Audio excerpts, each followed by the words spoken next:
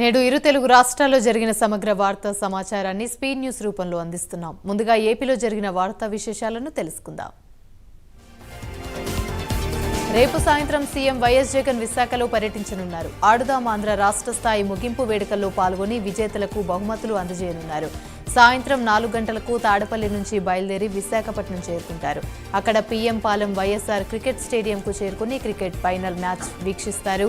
అనంతరం క్రీడాకారులను ఉద్దేశించి ముఖ్యమంత్రి జగన్ ప్రసంగిస్తారు. ఆ తర్వాత విజేతలకు బహుమతులు ప్రదానం చేస్తారు. టీడీపీ అధినేత చంద్రబాబు నాయుడుకు స్కిల్ డెవలప్మెంట్ స్కామ్ కేసులో హైకోర్టు ఇచ్చిన బెయిల్ రద్దు చేయాలంటూ సిఐడి దాఖలు చేసిన పిటిషన్ను సుప్రీంకోర్టులో విచారణ జరిగింది. ఈ మేరకు జస్టిస్ బేలా ఎం త్రివేది, జస్టిస్ పంకజ్ మిట్టల్ ధర్మాసనం సిఐడి దాఖలు చేసిన పిటిషన్పై విచారణ చేపట్టింది. తదుపరి విచారణ ఈ నెల 26వ తేదీకి వాయిదా వేశారు. అమరావతి సీఎం జగన్ను రాజ్యసభ అభ్యర్థులు కలిశారు. సీఎం క్యాంపు కార్యాలయంలో సీఎం జగన్ను వైవి సుబ్బారెడ్డి, గొల్ల బాపురావు, మేడ రఘునాథ్ రెడ్డి జగన్ను కలిశారు. ఈ మేరకు రాజ్యసభ అభ్యర్థులకు జగన్ బీ ఫామ్ అందజేశారు. జగన్కు 3 కృతజ్ఞతలు తెలిపారు. జనసేనాని పవన్ కళ్యాణ్ ఎన్నికల సమరం మొదలుపెట్టారు. ఈ నెల 14 నుంచి పవన్ కళ్యాణ్ ఉభయ గోదావరి జిల్లాలో పర్యటించనున్నారు. దానికి సంబంధించి కార్యక్రమాలకి రూట్ మ్యాప్ సిద్ధం చేశారు. ఇప్పటికే నారా లోకేష్ శంకరావం పేరుతో నియోజకవర్గాల్లో పర్యటిస్తున్నారు. పవన్ కళ్యాణ్ 14 నుంచి ఉభయ గోదావరి జిల్లాలో వరుసగా పర్యటించనున్నారు. ఏపీలో అన్ని ప్రధాన పార్టీలు ఎన్నికల కోలాహలం కనిపిస్తుంది. ఈ క్రమంలో కాంగ్రెస్ హైకమాండ్ ఏపీ ఎన్నికల కమిటీని ప్రకటించింది. ఈ కమిటీకి PCC chief YS Sharmila chairperson గా వ్యవహరిస్తారు. ఈ కమిటీలో రఘువీరారెడ్డి, టి సుబ్బరామిరెడ్డి, పల్లం రాజు, కేవీపీ రామచంద్రారావు, గిడుగు రుద్రరాజు, శైలజానాథ్, చింతామోహన్, తులసిరెడ్డి, జేడీ శీలం సహా మొత్తం 20 మంది ఉన్నారు. ఈ మేరకు ఏఐసీసీ నుంచి ప్రకటన వెలువడింది. పశ్చిమ గోదావరి జిల్లా తాడపల్లిగూడ మండలం కృష్ణాపురంలోని జనసేన పల్లెపోరు కార్యక్రమాన్ని నిర్వహించారు. ఈ కార్యక్రమంలో జనసేన పార్టీ తాడపల్లిగూడెం ఇన్ఛార్జ్ బొలిశెట్టి శ్రీనివాస్ పాల్గొన్నారు.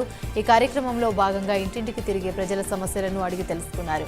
వైసీపీ పాలనలో తాను చదివిన స్కూల్ దారుణ పరిస్థితిలో ఉందని ఆయన మండిపడ్డారు. ప్రస్తుతం లంచం లేనిదే పని చేయని ఎమ్మెల్యేలని గెలిపించుకున్నాం. ఈసారైనా ఆలోచించి ఓటు వేయాలని ప్రజలకు పిలుపునిచ్చారు. పల్నాడు జిల్లా నర్సరావుపేటలో ఎన్నికల హడావిడి ఊపందుకుంది. నర్సరావుపేటలోని ప్రధాన ఎంపీల అభ్యర్థుల ఆఫీసులు ఒకే ఏరియాలో ఉండడంతో పోటాపోటీగా ఫ్లెక్సీలను ఏర్పాటు చేశారు. అయితే ఈ ఫ్లెక్సీలను గుర్తు తెలియని దుండగులు చించివేశారు. 2 పార్టీల ఫ్లెక్సీలను చించడంతో ఈ గొడవ చర్చనీయాంశంగా మారింది. 151 సీట్లు గెలిచి జగన్ ఏం సాధించారని నారా లోకేష్ ధ్వజమెత్తారు. ఎమ్మెల్యేల బదిలీ తీసుకొచ్చినప్పుడే జగన్ ఓటమిని ఒప్పుకున్నట్లయిందని ఎద్దేవా చేశారు. సంపూర్ణ మద్యపాన నిషేధం అని చెప్పి కొత్త బ్రాండ్లు తీసుకొచ్చారని మండిపడ్డారు. 5 ఏళ్లలో 8 సార్లు విద్యుత్ ఛార్జీలు, 3 సార్లు ఆర్టీసీ ఛార్జీలు పెంచారని లోకేష్ ఆగ్రహాన్ని వ్యక్తం చేశారు. 100 సంక్షేమ కార్యక్రమాలను జగన్ రద్దు చేశారని గుర్తు చేశారు. ఏపీలో అధికారంలోకి వచ్చేది జనసేన టీడీపీ కూటమినని ధీమాను వ్యక్తం చేశారు. పుంగనూరులోని జరిగిన సంఘటనపై భారత చైతన్య యువజన పార్టీ అధినేత బోడే రామచంద్ర యాదవ్ కేంద్ర ఎన్నికల సంఘానికి ఫిర్యాదు చేశారు. పలమనేరు ఇన్ఛార్జ్ డీఎస్పీ రాజ్ గోపాల్ రెడ్డి తన అధికార పరిధి దాటి ప్రవర్తిస్తున్నారన్నారు. తనపై ఎలాంటి కేసులు లేకపోయినా, కోర్టు ఆదేశాలు ఇవ్వకపోయినా సెర్చ్ వారెంట్ జారీ చేసి సోదాలు నిర్వహించారన్నారు. పుంగనూరు సీఐతో పాటు ఇతర అధికారులు ప్రవర్తించిన తీరు సరికాదన్నారు. ఎన్నికల ప్రవర్తన నియమావళి అమల్లోకి రాకముందే ఎన్నికలు నియమావళిని ఉల్లంఘించినట్లుగా సోదాలు నిర్వహించారన్నారు. పోలీసుల తీరు ప్రాథమిక హక్కులకు భంగం కలిగించేదిగా ఉందని ఆగ్రహాన్ని వ్యక్తం చేశారు. Y+ కేటగిరీ భద్రతతో ఉన్న తనపై పుంగనూరు ఎమ్మెల్యే ప్రోద్బలంలో కక్ష సాధిస్తున్నారని రామచంద్ర యాదవ్ తెలిపారు. నిరుద్యోగులకు ఉపాధి ఎండమామేనా అని దర్శి నియోజకవర్గం జనసేన నాయకుడు గరికపాటి వెంకట్ విమర్శించారు. ఈ ప్రభుత్వంలో నిరుద్యోగులకు ఎలాంటి ఉపాధి కలగలేదని ఆరోపించారు. దొనకొండ పారిశ్రామిక కారిడార్ కోసం 2500 ఎకరాల భూములను అప్పటి ప్రభుత్వం అప్పగించిన నిధులు మంజూరు చేసినా ఇంతవరకు ఈ పార్కు నిర్మాణమే జరగలేదని మండిపడ్డారు. దర్శి పరిధిలోని ఇంటర్నేషనల్ డ్రైవింగ్ స్కూల్ను నిర్లక్ష్యంగా వదిలేశారన్నారు. ప్రతి అధికారి పోస్టింగ్లో అవినీతికి పాల్పడ్డారన్నారు. తూర్పు గోదావరి జిల్లా అనపర్తిలోని మాజీ ఎమ్మెల్యే నల్లమిల్లి రామకృష్ణారెడ్డి భారీ బైక్ ర్యాలీ చేపట్టారు. అనపర్తి నుంచి దుప్పలపూడికి అక్కడి నుంచి తిరిగి అనపర్తి ఎస్ఆర్ఆర్ కళ్యాణ మండపం వరకు భారీగా బైక్ ర్యాలీ నిర్వహించారు. అనంతరం వైసీపీ నుంచి టీడీపీలోకి చేరిన సుమారు 1000 మంది యువకులకు కండువా కప్పి పార్టీలోకి ఆహ్వానించారు. అనపర్తి నియోజకవర్గంలోని వలసల పర్వం కొనసాగుతుందని రంగాపురం మొదలుకొని వరుసగా అన్ని గ్రామాలు పసుపుమయం అవుతున్నాయన్నారు. ఏ క్షణంలో ఎన్నికలు వచ్చిన టీడీపీ విజయం సాధించడం ఖాయమని మాజీ ఎమ్మెల్యే రామకృష్ణారెడ్డి ధీమాను వ్యక్తం చేశారు.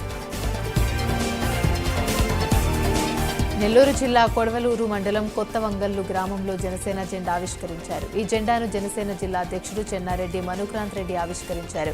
జనసేన టీడీపీ ఆధ్వర్యంలో జనసేన జెండా ఆవిష్కరించడం సంతోషంగా ఉందని అన్నారు. ఎన్నికల ముందు జగన్ చేసిన వాగ్దానాలను తుంగలు తొక్కారన్నారు. సీఎం జగన్ చీప్ లిక్కర్ ని అమ్మిస్తూ ప్రజల ఆరోగ్యాలను నాశనం చేస్తున్నారని మండిపడ్డారు.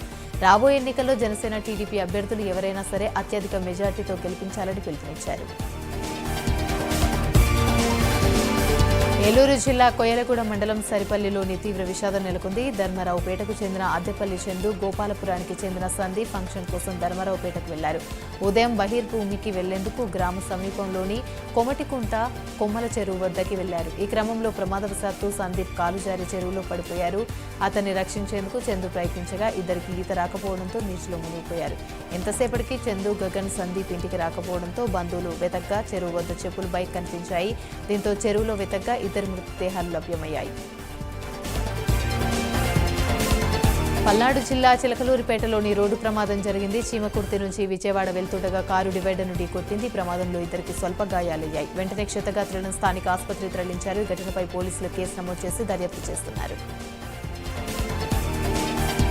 ఏలూరు జిల్లా ఏలూరు ప్రభుత్వ ఆసుపత్రి వద్ద ఉద్రిక్త వాతావరణం నెలకొంది. కొప్పాక గ్రామంలో జరిగిన ఘర్షణకు సంబంధించి గాయపడిన వరప్రసాద్ అనే వ్యక్తిని పరామర్శించేందుకు ఒకేసారి ఎమ్మెల్యే అబ్బయ్య చౌదరి, మాజీ ఎమ్మెల్యే చింతమనేని ప్రభాకర్ ఆసుపత్రికి వచ్చారు. దీంతో వైసీపీ, టీడీపీ మధ్య మాటల యుద్ధం జరిగింది. వెంటనే పోలీసులు స్పందించి ఇరు వర్గాలను అక్కడి నుంచి పంపించేశారు.